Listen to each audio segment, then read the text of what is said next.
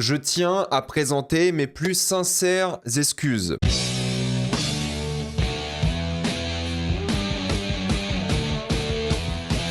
Heated Rivalry. Comme d'habitude, jusqu'à la minute indiquée dans le titre de la vidéo, il n'y aura pas de spoilers, restez tranquille, après on va tout spoiler. Heated Rivalry raconte l'histoire de deux joueurs de hockey rivaux. Lorsqu'ils sont sur la glace, ils sont ennemis jurés. Cependant, loin des caméras, ils sont secrètement amants. Heated Rivalry est la série phénomène de cette fin d'année 2025 et du début de cette année 2026, et vous allez en entendre parler pendant encore quelques semaines minimum, car la série n'est pas encore disponible partout. C'est un peu une série à l'ancienne qui est disponible dans certains pays mais pas tous, donc c'est une série qui cartonne via les VPN et via les piratages évidemment. Ça fait penser vraiment à plein de séries qu'on découvrait quand on était beaucoup plus jeune, mais officiellement la série va arriver sur HBO Max le 6 février en France, donc vous allez avoir l'occasion de la regarder officiellement, simplement en France à ce moment-là, mais sinon voilà, disponible, piratage, VPN, vous savez, sur plein de plateformes différentes. C'est une série canadienne à la base sur Crave, donc je pense que beaucoup de mes abonnés québécois ont entendu parler parce que là-bas elle est vraiment disponible, et je voulais pas la regarder au début parce que tous les gens qui me la recommandaient, en général, c'est des gens dont la vie cinéma ne m'intéresse pas vraiment et j'ai du mal à être en lien et en accord avec ce qu'ils disent souvent sur les œuvres d'art. Mais j'ai commencé à voir plein d'influenceurs que j'aime beaucoup pour le coup pour leurs avis cinéma parler de la série, surtout sur TikTok. Durandal en a parlé aussi un petit peu, il avait beaucoup aimé. Donc je me suis dit, vas-y, je vais regarder, je vais tenter l'expérience parce que ça me donnait pas du tout envie. Moi, je voyais ça vraiment comme, vous savez, de Summer I Turned Pretty à contresens, ces conneries comme ça, quoi. Et fatalement, c'est bien mieux. Mais est-ce que ça vaut vraiment le détour? Avant de commencer cette vidéo, j'aimerais remercier le partenaire officiel de celle-ci, Cyberghost VPN et ses 38 millions d'utilisateurs et presque 5 sur 5 sur Trustpilot. Vous les connaissez, c'est le meilleur moyen de soutenir la chaîne et c'est un service utile que j'utilise tous les jours. Je vous mettrai dans la description, à l'écran épinglé, un site internet qui vous dit dans quel pays se situe le film que vous le regardez. Ensuite, vous changez de pays.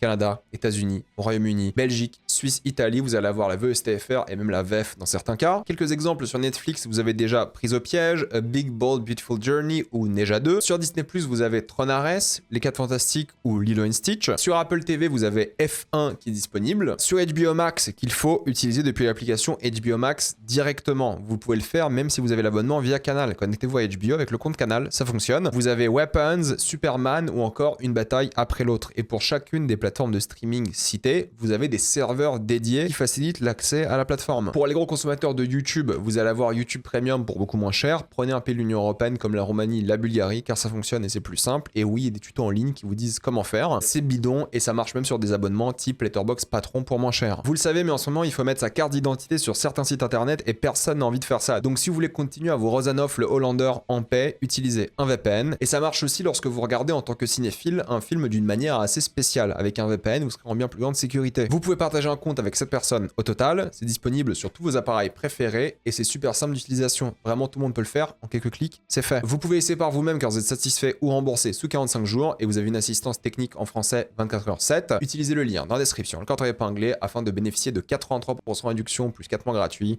Foncez sur l'offre. On va donc suivre ces deux joueurs de hockey sur glace d'équipes rivales qui commencent secrètement une relation amoureuse / sexuelle. Ils sont ennemis jurés, mais en dehors, ils se voient régulièrement pour coucher ensemble. Sauf qu'ils ne peuvent pas se voir régulièrement car ils jouent dans des équipes rivales à travers toute l'Amérique du Nord. Donc ils se croisent de temps en temps à leurs matchs respectifs, mais sinon c'est vrai qu'ils se voient jamais, quoi. Donc c'est une relation amoureuse sur plusieurs années, dans différentes villes, toujours dans des hôtels d'ailleurs, un peu impersonnel pendant un long moment, et c'est une relation à la fois impossible en termes logistiques, parce que voilà, ils se voient de temps en temps, ils ont un métier où ils voyagent constamment, mais aussi en termes de mœurs, parce que c'est deux joueurs de hockey qui ne peuvent pas faire leur coming out, car c'est super mal vu dans le sport et de manière médiatique en général, et le secret à cause de ça, à cause du problème du coming out, à cause du sport, de la famille et de plein d'autres sujets que je vais évoquer surtout en spoiler. Et justement, lorsqu'ils se rencontrent, ils sont des ennemis médiatiques, publics, un peu comme des boxeurs, on va dire,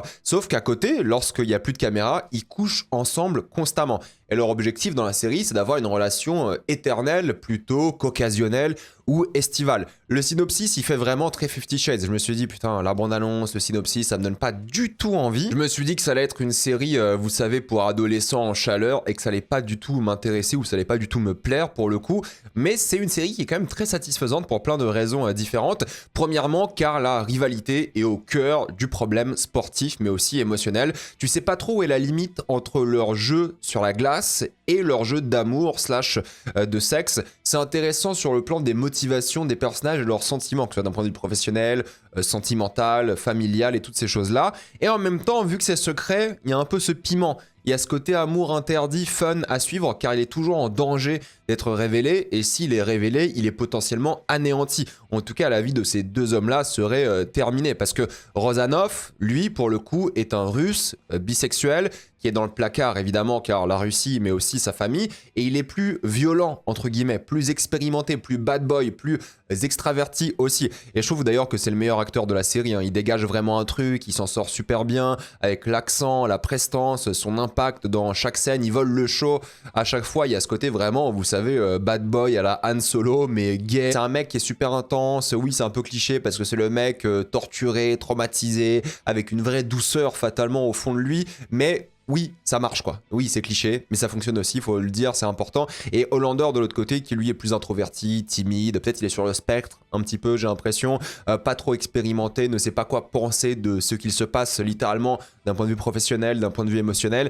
Et il y a aussi un rapport étrange au fur et à mesure par rapport à un dominant et un dominé. Ce qui est particulier, on en parlera en spoiler, mais les dynamiques de personnages sont pour moi vraiment le cœur du récit et la chose la plus intéressante. L'acteur est très bon aussi, hein, pour le coup, il fait le taf. C'est plus simple à jouer, j'ai l'impression, mais il est plus posé, il contraste vraiment bien avec l'autre, du coup, Rozanov, le personnage, et c'est ça qui est bien dans la série, c'est la dichotomie entre la réussite sportive, la réussite amoureuse, l'homosexualité, le coming out potentiel, la famille, le feu charnel de la passion. Les personnages ne savent pas trop sur quel pied danser et c'est ça qui est pour nous attractif en tant que spectateur. C'est un cocktail explosif et jouissif à la fois parce que l'amour impossible, tu t'y attaches automatiquement. Tu as envie qu'ils soient ensemble dès le début. Tu te dis ok putain, ils ont tellement une alchimie naturelle forte que tu veux les voir ensemble pour toujours et c'est ça qui est central à l'œuvre et c'est loin d'être la seule intrigue de la série mais c'est par contre clairement la meilleure et je me suis dit ok bon si c'est mignon, c'est sympa, c'est une romance gay et tout, ça peut être très très cool, mais il faut que ça suive aussi en termes techniques, artistiques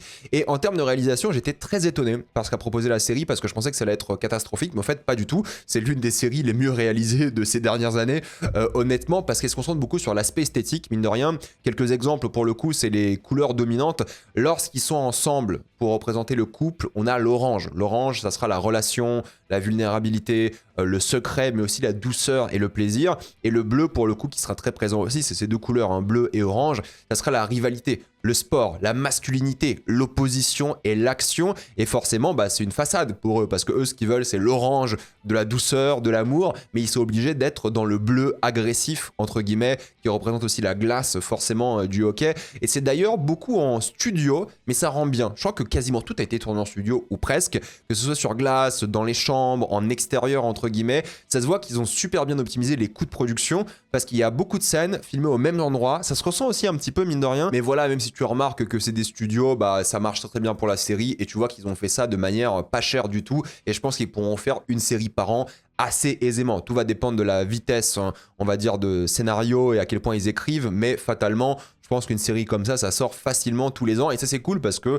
bah, ils ont bien géré le budget et t'as des bons contrastes. J'ai vu des films à 200 millions qui étaient bien plus moches, hein, soyons honnêtes. Il y a toujours une volonté aussi de symbolisme et de mise en scène pour raconter l'évolution des personnages. Là, cette scène par exemple, sans vous expliquer ce qui se passe, elle est orange, encore une fois la couleur, on va dire, de douceur et la couleur où les personnages sont à l'aise. Et ce personnage-là est filmé avec un peu de hauteur. Et il y a un symbole par rapport à pourquoi ce mec est filmé comme ça et pourquoi c'est important pour la suite de l'histoire. Il y a un travail qui est fait sur la division constante entre les deux mondes, bah, vu qu'ils sont en train de cacher leur relation, ils sont professionnels, il y a un coming out qui va peut-être se faire et tout, bah, ils sont divisés entre deux mondes, ils savent pas quoi faire et c'est montré par la mise en scène. Là, vous voyez bien le personnage principal qui est entre ses deux parents parce qu'il sait pas quoi faire et quoi dire et ce genre de plan, c'est constant, que ce soit de dos aussi. Là, c'est pas le même symbole, là, c'est le regard des parents qui est intéressant sur lui, mais tu vois que lui, il est fermé parce de dos.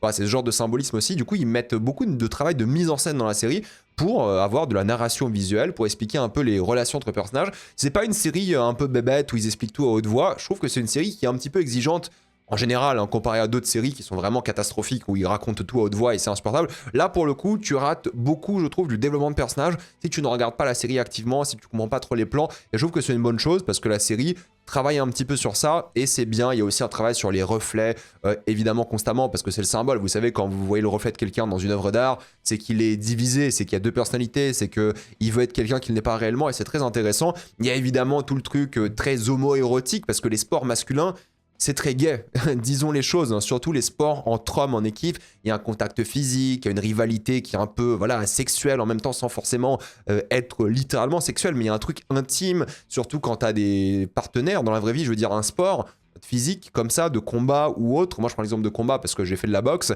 c'est très intime, genre tu touches jamais un autre homme, sauf si t'es gay évidemment, comme tu touches quelqu'un lors d'un événement sportif. Donc quand tu fais du sport en équipe, ou même un combat de boxe c'est extrêmement intime quoi, c'est 2-3 minutes avec un mec, vous vous regardez dans les yeux constamment, vous vous touchez, c'est très particulier en soi, et je trouve qu'ils ont bien fait ce travail là de dire ok, regardez, les sports masculins c'est quand même méga gay. Vous avez toujours les photos, vous savez, de joueurs de foot qui s'embrassent, qui se prennent dans les bras, qui sautent dans les bras après un but et tout.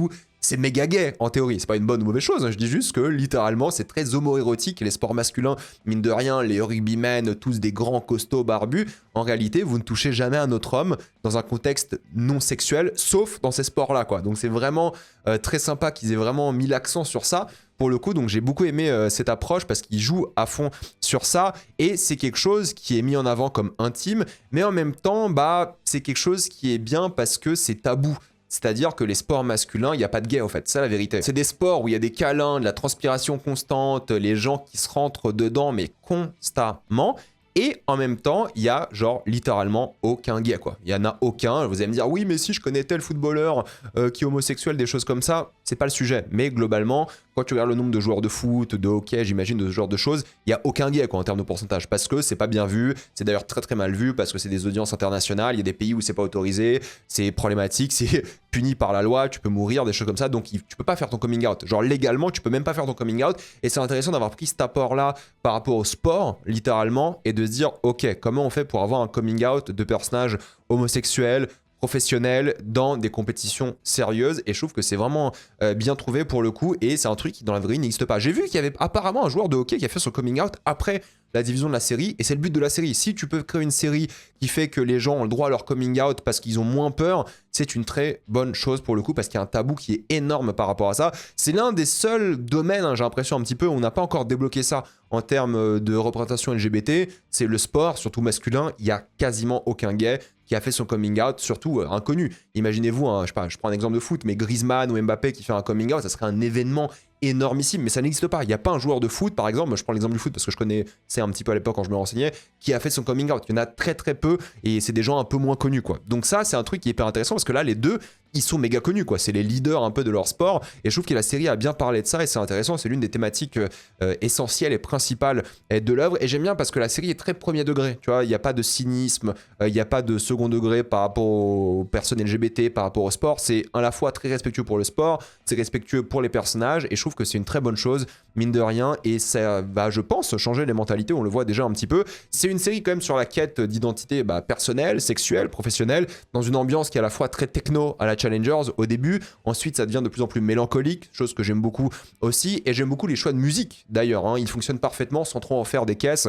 Il y a des moments mémorables aussi grâce à la musique et l'ambiance qu'ils ont clairement installée, et la série arrive à bien créer de la frustration, de la joie, de l'envie de te forcer à tout binge-watcher aussi. Les cliffhangers sont vraiment efficaces pour le coup, sauf la fin. La fin, je suis un peu déçu, j'en parlerai en spoiler. T'as envie de tout voir d'un coup, c'est un régal, et je pense que les personnes LGBT vont être fortement touchées par la série. Moi je suis hétéro, donc je me reconnais pas du tout dans des thématiques de coming out ou de choses comme ça, mais je comprends ce que veut faire la série et c'est touchant mine de rien. Mais je pense que les gens LGBT, surtout les hommes gays ou bi, ça va être un raz-de-marée cette série. De toute façon, ça l'est déjà, hein. Mais je comprends. Enfin, j'essaie de comprendre, même si je suis pas concerné. Je comprends pourquoi ça peut être aussi marquant, ça peut être aussi touchant, ça peut être aussi impactant, aussi fort. Parce que c'est vrai que c'est un truc en termes de sport, de représentation LGBT, ça n'existe quasiment pas, ni dans l'art, de manière générale, hein. Il y a toujours, je parle de Challengers parce que je l'ai cité tout à l'heure, mais Challengers, c'est quand même un plan à 3, et les deux ils sont quand même un petit peu bi, ça va jamais à fond dans le délire gay. Tu vois, il y a un truc comme ça où c'est un peu effleuré vite fait, mais là c'est une série qui va à fond dedans, qui dit ok, on est des sportifs de haut niveau,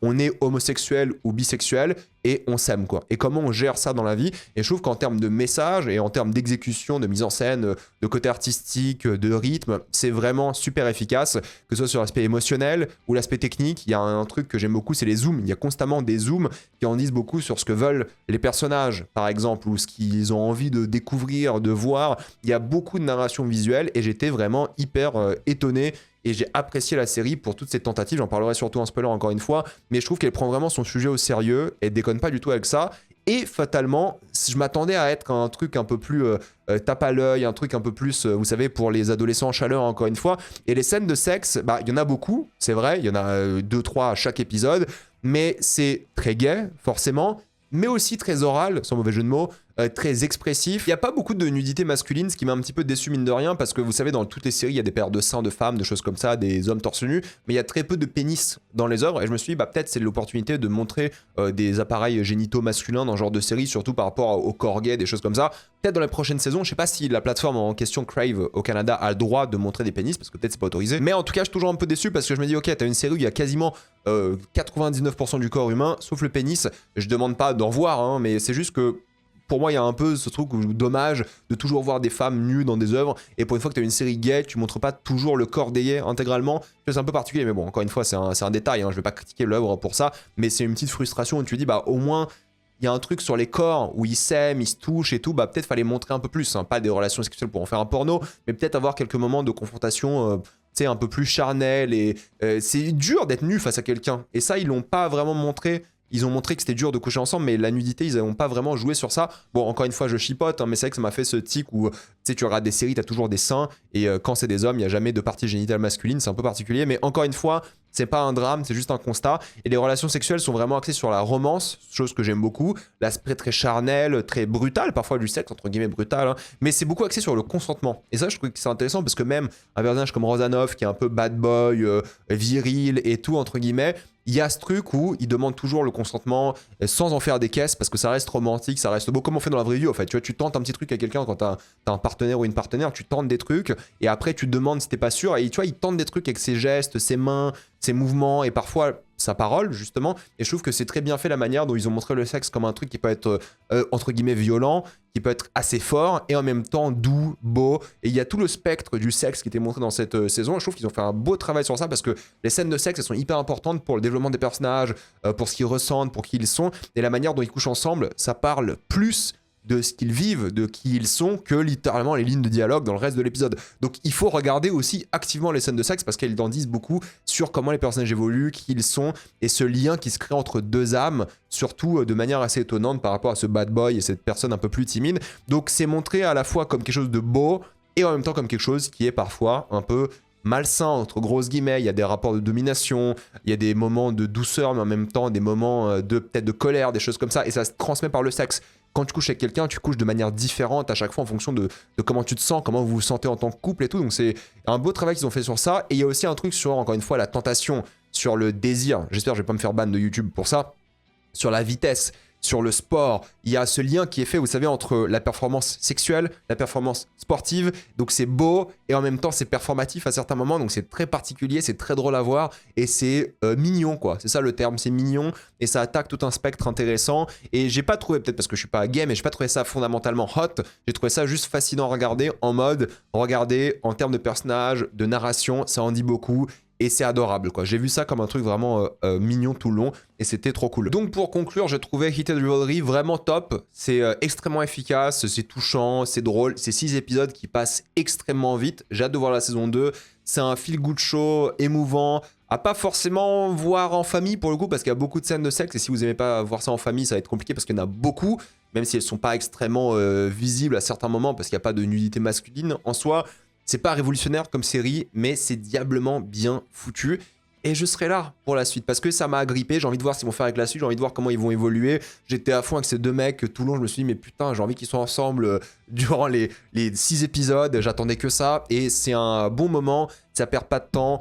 c'est généreux, franchement c'est un très bon début d'année me concernant en termes de série avec celle-ci parce que ça se regarde très très bien et il y a une vraie patte artistique, technique derrière, c'est bien joué, il y a des bons choix de musique, ils ont fait un super travail dessus, honnêtement j'espère qu'ils vont en sortir une par an parce que ça mérite d'être vu et c'est assez universel, tu vois je m'attendais à que ce soit vraiment axé pour les gens, encore une fois les adolescents comme j'ai dit tout à l'heure, mais c'est une œuvre très universelle sur l'amour de manière générale, alors là ça se construit sur l'amour gay parce qu'il y a beaucoup de thématiques, enfin tout tourne autour de l'amour homosexuel, mais c'est universel. Je veux dire, c'est l'amour, quoi, peu importe. Donc c'est vraiment quelque chose qui est bien. Et je m'excuse.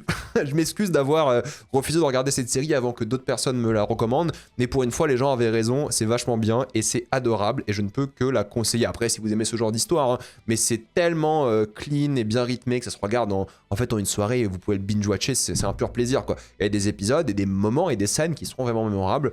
Et maintenant, on va en passer en spoiler. Mais regardez la série. Elle est vraiment bien. J'ai envie un peu d'évoquer les choses qui m'ont marqué dans chaque épisode sans à chaque fois décrire tous les épisodes, mais j'étais très content que la série n'ait pas tourné autour du pot. Genre dès le début, il y a un truc. Il y a une alchimie, ils vont coucher ensemble, ça arrive très très vite, ils se tournent pas autour longtemps. Il y a ce petit flirt au début, ils transpirent et tout, ils font du sport. Et la scène de sexe, tu t'attends à de la brutalité limite et c'est un peu transactionnel au début. Ça reste doux, mignon et tu vois qu'il y a une vraie connexion émotionnelle. Vraiment, dès le début, c'est physique, mais aussi quelque chose de sincère et honnête. Ils sont rivaux, ils se respectent et ils s'aiment déjà dès le début. Et il y a ce truc qui est fait encore une fois entre la performance sexuelle et la performance sportive qui, je pense, apprend aux deux personnages comment ils doivent se comporter face à l'autre. Et c'est ça qui est fort, c'est qu'il y a ce truc où, bah oui, c'est la même chose entre le sport sur le terrain et dans la chambre, il y a ce truc où bah, tu fais équipe. Et en même temps, bah, dans le sexe, c'est aussi un truc un peu, vous savez, de domination un peu étrange à certains moments où tu sens que tu as le pouvoir sur l'autre. C'est très particulier, il joue un peu sur ça. Tu vois, dès le premier épisode, qu'il y en a clairement un qui dirige la danse plus que l'autre. Et je dis pas ça de manière négative ou positive, je dis juste que bah, dans des relations sexuelles, il y a ça existe, c'est un vrai truc. Et j'aime bien voir ça, je trouve que c'était vraiment bien fait. Et il y a forcément plein de moments un peu frustrants en tant que spectateur où tu dis, bah ok, tu vois clairement que les deux, ils ont une alchimie. Et tu dis, bah ok, sortez ensemble, c'est fini, on arrête la série, l'épisode 1, on passe à autre chose, ils s'aiment et puis basta. Mais forcément, quand ils se mettent des lapins, t'es déjà investi. Quand ils s'ignorent, t'as envie de les claquer. Tu dis, mais arrêtez de vous. Ça se voit que vous aimez déjà, parlez-vous. Et ça travaille bien ce côté-là un peu sur le somme du spectateur parce que le travail d'acting est bon, parce que le travail d'écriture est bon, le travail sur l'image te donne envie de voir la suite, donc tu as envie qu'ils y aillent à fond dès le début. Et l'épisode 2 il est cool parce que ça se concentre plus sur le côté communication via message, SMS, relations à distance, ce problème d'amour un peu ultime à certains moments, la logistique de la chose, et ça les impacte vraiment au point que le sport devient secondaire. En fait ils pensent même plus au sport, ils pensent à la performance qu'ils doivent avoir entre eux, quoi. Entre les draps ou entre juste ces nombreux messages qui s'envoient. Même quand Rozanov il fait son speech, au fait, il pense juste à Hollander, quoi. Il est juste énervé parce qu'il peut pas voir son copain. C'est ça qui l'énerve, c'est ça qui le frustre. Il a toute la pression du monde sur les épaules, la vie, le travail, sa famille qui l'oblige et tout. Mais il pense surtout à son copain, quoi. Il a envie d'impressionner son copain, il a envie d'être avec lui. Et c'est ça qui est touchant dès le début, c'est que tu vois qu'au fait, c'est un coup de foudre mais quasiment instantané, quoi. Et c'est juste les différents obstacles de comment ils vont réussir à être ensemble pour toujours. Oui, il y a ce truc dans l'épisode 2 où ça se transforme en une sorte de domination un peu étrange, sexuelle, mais ça va pas assez loin pour être malsain et ça va pas assez loin non plus pour être déstabilisant. Tu vois qu'il y a un truc un peu de pression qui se relâche et tu vois qu'il y a un lien qui se fait automatiquement, même si c'est pas parfait, parce qu'ils cherchent les deux personnes, ils savent pas vraiment si c'est de l'amour, si c'est du sexe à ce stade-là. Enfin, ils savent au fond d'eux, mais justement, je trouve qu'ils font un bon travail sur tester un peu qu'est-ce qu'on peut faire sexuellement et en même temps émotionnellement. Et ça, c'était pas mal. Et c'est l'accumulation de plein de trucs qui crée une scène à la fois dérangeante un petit peu, mais fatalement aussi douce. L'épisode 3, il est aussi génial parce qu'il se concentre sur des personnages qu'on n'a quasiment pas vus avant. Donc Kip, qui est un de nos personnages, et Scott, c'est des personnages qui sont secondaires et qui d'un coup vont avoir un épisode dédié. Et ça va parler évidemment du doute de flirter avec un homme qui est potentiellement pas gay. Mais toi, encore une fois, tu sais que les deux sont gays. Donc tout l'épisode, tu veux juste gueuler devant ta télé en mode embrassez-vous, bordel de merde, qu'on passe à autre chose. Parce que voilà, c'est mignon, c'est le flirt, c'est le début d'un truc, ils se tournent autour, ils hésitent. Voilà, c'est adorable, quoi, encore une fois. Et c'est ça qui est fort avec la série, c'est que la série, il arrive à avoir des payoffs vraiment bien faits. C'est-à-dire que tu sais que ça arrive, tu sais que tout l'épisode, il est fait pour une scène à chaque fois. Et quand la scène arrive, bah c'est génial, quoi. Tu vois la fameuse scène justement lorsqu'ils sont en privé, ils s'assument l'un face à l'autre et il y a ce mec là Kip qui dit directement I pick or au lieu d'avoir un tour de la maison, des choses comme ça. C'est ce genre de build-up climactique qui fait plaisir dans la série. Et ça, la série le fait très très bien. À chaque fois, t'as des moments satisfaisants qui sont basés sur un build-up de 20 minutes, 30 minutes. Et dès que ça arrive, en fait, ces deux hommes-là, quand je les ai vus coucher la première fois, j'étais trop content. Je me suis dit, putain, enfin, ils sont trop mignons ensemble, c'est adorable, et c'est ça qui est bien dans la série, c'est qu'ils arrivent à créer des moments où ils anticipent un événement. Tu sais que ça va mal se passer après, mais à chaque fois, dès que ça arrive, dès qu'ils s'aiment, ils s'assument et tout, parce que c'est quand même une série sur le fait de s'assumer, bah ça marche du tonnerre quoi. Donc c'est ça que j'ai beaucoup aimé. Il y a plein de payoffs comme ça qui sont juste une régalade à chaque épisode. Et il y a le contraste encore une fois après leur scène de sexe du problème de classe. T'as un riche sportif seul et t'as un prolo artiste avec une famille. Même si la famille ça se passe pas très très bien, au moins il y a un petit truc quoi. Et ça parle du danger du coming out qui devient un frein forcément à la relation et une barrière réelle à leur style de vie parce que t'imagines, c'est difficile pour un sportif de s'assumer publiquement, et puis de l'autre côté, t'as un mec qui va dans des bars queer constamment, il traîne qu'avec des gens LGBT, donc forcément, c'est deux mondes qui s'opposent, alors qu'en réalité, en privé, ils sont parfaits, quoi. C'est le monde parfait, mais pas dans le vrai monde, quoi. C'est ça qui est difficile pour eux, fatalement, et ils jouent sur la mise en scène, encore une fois, parce que plus la relation se dégrade, fatalement, plus il y a ce côté sombre à l'image qui arrive, tu comprends que la relation ne peut pas marcher tant qu'elle évolue pas, tant qu'ils ne mettent pas la lumière sur la relation, elle ne pourra jamais évoluer, et il faut mettre la lumière comme dans la mise en scène, c'est-à-dire qu'il faut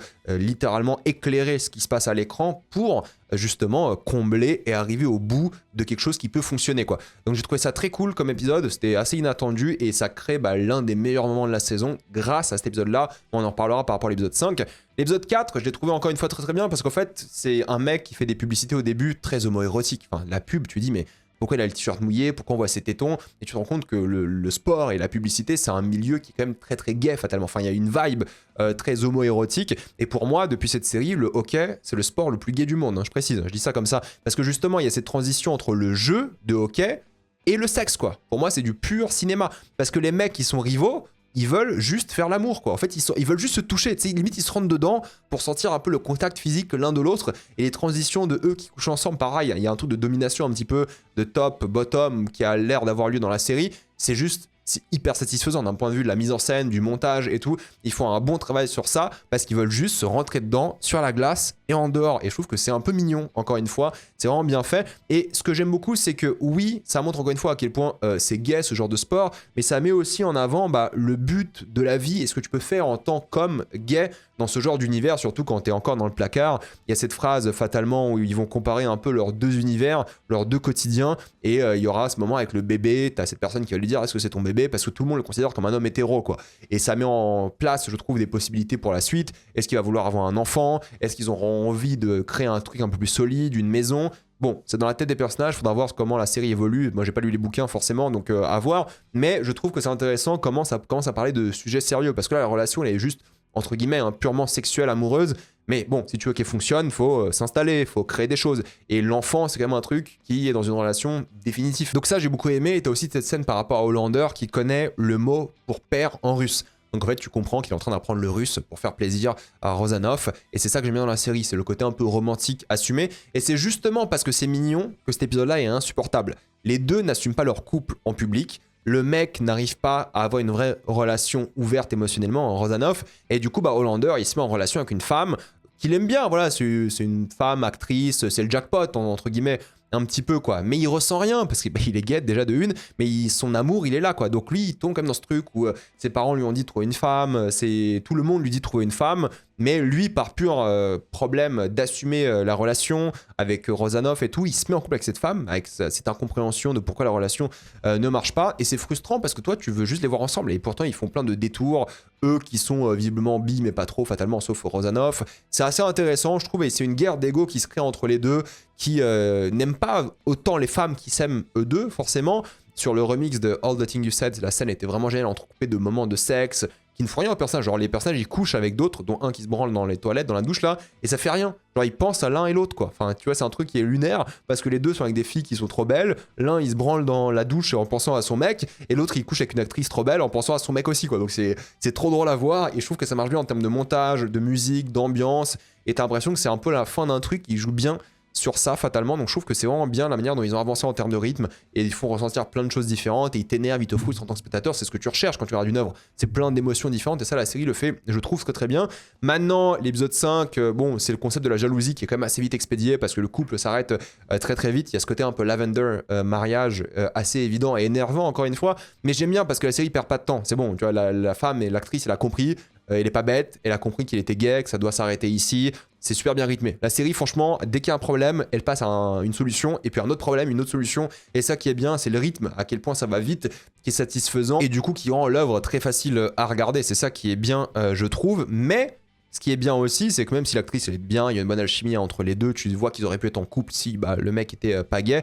C'est le symbole d'avoir littéralement une partie, une game, enfin un match si vous voulez, dans la même équipe. En fait, ils vont se retrouver pour la première fois, depuis le couple en tout cas, et ils vont jouer ensemble. Pourtant, toute leur vie, ça a été l'impossibilité d'être ensemble. Et là, le fait qu'il y ait un match où ils sont ensemble, ça symbolise un peu la possibilité. Et t'as envie de commencer à croire au rêve. Sauf que c'est compliqué, parce qu'encore une fois, coming out, toutes ces choses-là. Alors oui, les passages avec la famille russe, méchante, homophobe, drogue, tout ça, c'est les passages les moins intéressants pour moi de l'œuvre. C'est bancal, c'est cliché, c'est pas très efficace, je trouve. Ça dégage rien, fatalement, c'est du déjà vu. Ça donne des scènes sympathiques en termes de visuel et des choses comme ça. Mais bon, c'est juste un prétexte pour créer des scènes, surtout la scène du monologue juste après. Mais c'est pour moi la grosse faiblesse de l'œuvre, c'est le côté famille et pathos de Rozanov. Pourtant, le monologue en russe, il est génial. L'idée du monologue en russe, je sais pas à quel point l'acteur parle bien russe ou pas, pour le coup, parce qu'il est pas russe, pour le coup, c'est un genre un texan, et en même temps, il a dû apprendre le russe de manière phonétique pour le rôle, donc je sais pas si pour les Russes, c'est très bizarre ou c'est très mauvais, mais pour nous, spectateurs qui parlons pas russe, ça marche bien, parce que oui, encore une fois, il dit ce qu'il pense de Shane littéralement au téléphone en russe. Shane, en théorie, ne comprend pas, mais il comprend.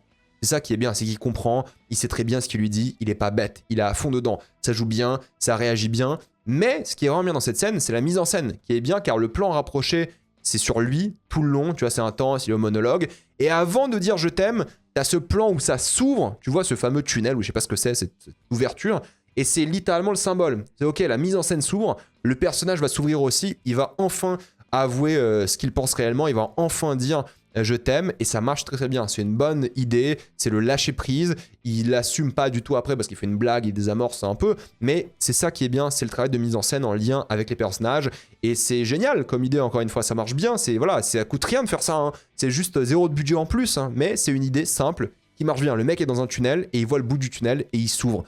C'est génial, c'est facile hein, comme idée, mais ça marche, justement. Et la scène d'après, la fin de l'épisode 5, c'est la meilleure fin pour le coup de cette saison pour l'instant, c'est le coming out sur glace de Scott. Tu sens que ça arrive, tu sais que ça va tout débloquer pour l'histoire. C'est super long, le temps qu'ils descendent, qu'ils l'appellent, les personnages, notre protagoniste, ils ont un peu le doute, et en même temps l'espoir, comme toi le spectateur, la musique est parfaite, elle est mélancolique, elle est feel good, et puis quand le baiser arrive, t'as envie de te lever, de célébrer, t'es trop content aussi, et il faut des gens comme ça, qui s'assument pour que le monde change aussi, donc c'est trop beau, c'est trop touchant, c'est trop mignon, et en même temps, le travail de mise en scène, encore une fois, c'est trop une bonne idée, parce que justement, pour une fois, la caméra ne sait pas où se mettre, et panique. Quand elle parle de nos protagonistes, il y a une panique réelle dans les mouvements de caméra. Lorsqu'ils comprennent ce qui se passe, il y a un travelling avant vers les deux personnages. Donc vraiment, c'est la révélation. Quand tu as un travelling avant sur un personnage qui réagit à un truc, c'est le déclic. C'est qu'il y a un truc qui a été compris. Tu sens l'ébullition émotionnelle. Mais là où c'est génial, c'est que la caméra répond au personnage. Rozanov, il est filmé de droite à gauche. Et Shane, il est filmé de gauche à droite. Et c'est fait exprès parce que quand tu lis les deux mouvements de caméra, la caméra arrive au centre. En fait, il y a un lien qui se crée entre les deux, et ça, c'est trop bien comme idée, encore une fois, et ça coûte que dalle, hein. C'est ça qui est pratique et efficace. Et l'autre côté, qu'est-ce qui se passe? La caméra, elle tourne autour de Scott et Kip constamment, parce que eux, le lien, il est fait. Eux, ils se sont assumés en public, ils s'aiment, donc c'est ça qui est bien, c'est ça qui est fort. Et le I'm coming to the cottage à la fin, c'est génial, avec la musique qui s'arrête, j'étais à fond, j'ai trouvé ça super émouvant, à quel point ce coming out public change leur vie, ça prouve encore une fois l'importance de ce genre d'événement, et l'épisode 6 pour moi c'est certes le moins bon de la saison, mais il est pas mauvais, et il y a juste plus trop d'obstacles, tu vois que là c'est un peu l'idylle, c'est un peu le moment de plaisir, c'est le paradis sur terre, il décide de passer de l'amour estival à l'amour éternel. Et forcément, en tant que spectateur, c'est satisfaisant parce qu'ils sont enfin là. Et il y a encore des idées de mise en scène, hein. Je veux dire, il y a tout un plan séquence de eux dans le fameux cottage qui les suivent. Et en fait, le plan séquence, il est là pour symboliser la liaison. Ils sont enfin dans la même équipe. Ils sont d'accord sur tout. Enfin, la caméra les met ensemble, les lie, et ça fonctionne. Maintenant, le côté pathos par rapport au personnage de Ilya, sa famille, ça tourne un petit peu en rond, je trouve, c'est moins intéressant, c'est déjà vu encore une fois. Il y a des parallèles qui sont faits justement entre les deux familles, parce qu'il y en a un qui dit qu'il a plus sa mère, que son père il est malade et tout, qui vit très très mal, la famille, tu comprends un peu sa famille aussi russe, hein, bien sûr. Et après, juste, il y a Hollander qui se plaint au téléphone de sa mère, quoi, alors que l'autre il a pas de mère. Donc il y a un décalage évident entre les deux, il joue très très bien avec ça, hein, justement. Et d'ailleurs, il joue aussi sur le fait qu'ils sont en train de jouer un jeu de sport. Et Rozanov joue Hollander. Et ça, c'est le symbole, encore une fois. Vu qu'il joue son mec dans le jeu, c'est qu'ils se comprennent, quoi. Ils sont dedans, dans la relation. Ils sont dedans dans d'autres trucs aussi. Hein. Mais voilà, c'est un moment d'amour qui est figé dans le temps, qui est mignon. Mais d'un point de vue dramatique, c'est le moins intéressant. Il se passe le moins de choses, c'est le moins fort émotionnellement. Et t'as aussi envie qu'il passe à autre chose, quoi. Enfin, qu'il passe de cette relation qui est ancrée dans un moment de vacances à un truc, pour le coup, réel, qui dure pour toujours. Donc oui, c'est satisfaisant, mais c'est là où il se passe le moins de choses. Mais j'aime bien le coming out un peu forcé forcément par rapport à ses parents, car il est particulier. Il semble être ouvert en tant que parent, mais ils hésitent. Tu vois qu'ils ont un petit doute. Tu vois qu'ils ont du mal à accepter, à réagir à ce qui s'est passé. Ils parlent beaucoup de business après. Tu vois, en fait, c'est un peu cynique. C'est ok, mon fils est gay. D'un point de vue business, comment je vais gérer ça? Donc c'est vraiment le cynisme de la mère par rapport à la situation, par rapport à ce qui se passe. C'est quelque chose qu'ils ont du mal vraiment à accepter, les deux parents. D'ailleurs, tu le ressens. Il y a cette phrase que j'aime bien de la mère qui dit qu'elle n'a pas dégagé assez de confiance envers son fils pour qu'il l'assume plus tôt. Donc ça, c'est un peu mignon, j'avoue, mais ça fait aussi très corporate, très politique en mode, oui, bah, je reste une businesswoman, enfin des parents voilà, qui sont dans le business plus qu'autre chose. Donc ça fait très faux. Mais ce qui est intéressant, c'est que la mise en scène fait qu'on voit pas les parents dans le cadre. C'est que eux deux. Donc peu importe les réactions des parents en fait, on s'en fout, ce qui compte c'est la réaction des deux là. C'est ça qui est le cœur de l'œuvre pour l'instant et ça qui est vraiment intéressant, c'est que les deux là ils sont ensemble. Donc peu importe si c'est le sport, si c'est l'équipe de hockey, si c'est les parents, on s'en fout. Parce que dans le cadre, le symbole il est là, c'est juste eux deux et puis basta, le reste n'a plus d'importance. Et j'aime bien ce genre de narration visuelle parce que ça marche bien. Maintenant, à la fin de la série, bah, je trouve que ça fait fin de série tout court. Ça pourrait être la fin d'une mini-série. Bah, il y aura forcément une saison 2, hein, vu le carton planétaire. Je crois qu'il y a 6 bouquins, si j'ai bien compris. Donc, il y aura plusieurs saisons, c'est sûr. Mais ça fait fin de série et je suis un peu déçu parce qu'il n'y a pas de cliffhanger. Il n'y a rien qui me donne envie de voir la suite. Alors, je regarderai parce que j'ai bien aimé la première saison. Mais c'est vrai que ça fait très fin de série en mode, encore une fois, en studio, forcément. Ils vont vers le soleil et tout. Donc, voilà, ils vont vers l'ouverture. Mais il y a ce truc où je me dis, c'est pas un assez gros cliffhanger pour que j'ai trop hâte de voir la suite. Ça pourrait être la fin de la série et ce serait ok en tant que fin de série parce que tout a déjà été raconté entre grosses guillemets en termes d'arc narratif. Tout est fini ici. Donc, Heated Rivalry, j'en ai parlé pendant longtemps avec beaucoup de fatigue aujourd'hui. Désolé, j'ai pas beaucoup dormi hier. Mais c'était bien, c'était cool, c'était divertissant, c'était un plaisir. Que vous aimiez ce genre de série ou pas, je peux la conseiller, c'est universel, c'est beau, c'est cool. Donc regardez Heated Rivalry. Dites-moi dans les commentaires ce que vous en avez pensé. Avez-vous adoré ou détesté? J'ai envie d'avoir votre avis. Avant de quitter cette vidéo, pensez à utiliser le lien dans la description, le commentaire épinglé, afin de débloquer toutes les plateformes de streaming en toute accessibilité, sécurité, avec beaucoup plus d'œuvres. Tout ça pour 2,03€ par mois, plus 4 mois gratuits. Foncez sur l'offre. Pensez à vous abonner à la chaîne pour voir les prochaines vidéos. Mettez un j'aime, ça aide beaucoup la chaîne. Suivez-moi sur tous mes réseaux. Maintenant, toutes les vidéos sont disponibles sous format podcast. Mais vous avez aussi du contenu exclusif sur Instagram, TikTok et Twitch. Moi, je vous dis à la prochaine fois. Salut à tous.